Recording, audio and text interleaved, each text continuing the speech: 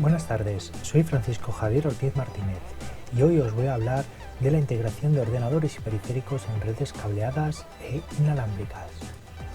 Aquí podéis ver el índice de contenidos, en el cual se detalla todos los temas que vamos a tratar. El cable coaxial adopta su nombre del hecho de que hay dos conductores que comparten el mismo eje. Como se muestra en la imagen, el cable coaxial lo subdividimos en lo siguiente: un conductor central de cobre utilizado para transmitir las señales electrónicas, una capa de aislamiento plástico dieléctrico que rodea el conductor de cobre. Después, un blindaje de cobre trenzado, que es como una especie de malla que cubre el tejido o una hoja metálica que actúa como segundo hilo en el circuito y como blindaje para el conductor interno. La segunda capa o blindaje reduce la cantidad de interferencias electromagnéticas externas. La totalidad del cable está cubierta por un revestimiento para evitar daños físicos menores. Cable par trenzado no blindado, UTP. El cable UTP es el medio de red más común. Este cable se termina con conectores RJ45 y se utiliza para interconectar dispositivos como por ejemplo los switch y los routers.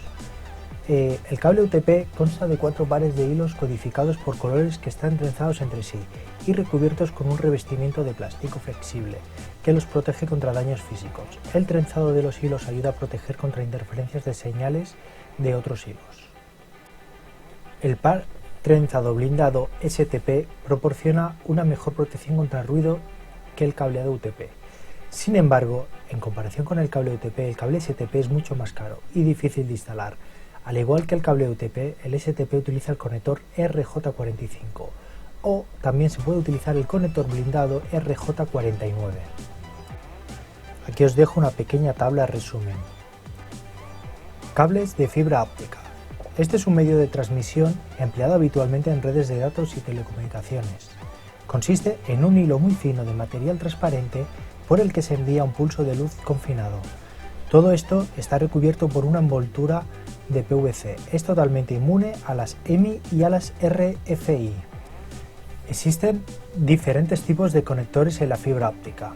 Tenemos los tipo ST, que eran los primeros que se utilizaban.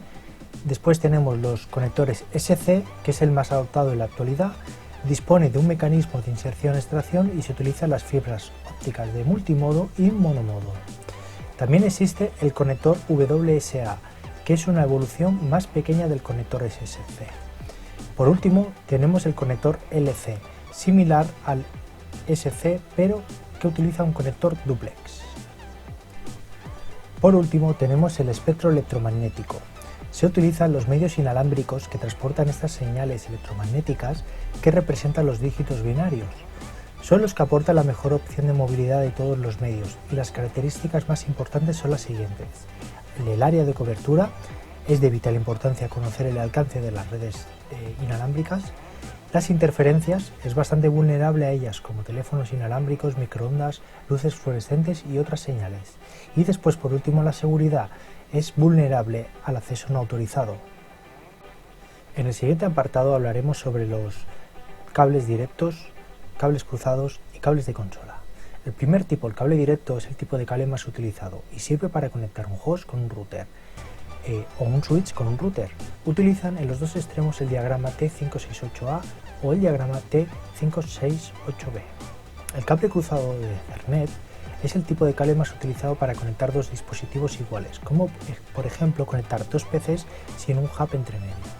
En uno de los extremos tiene el diagrama T568A y en el otro extremo deberá ser el diagrama T568B. El cable de consola exclusivo de Cisco conecta el puerto serial de una estación de trabajo al puerto de consola de un router, utilizando un adaptador.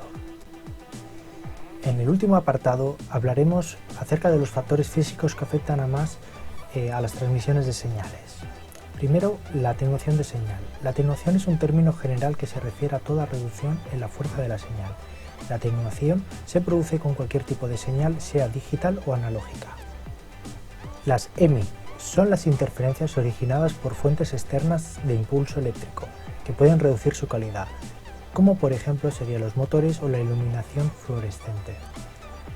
Luego están las RFI, que son las interferencias originadas por fuentes externas en base a ondas, como por ejemplo fuentes de radio, radar o microondas.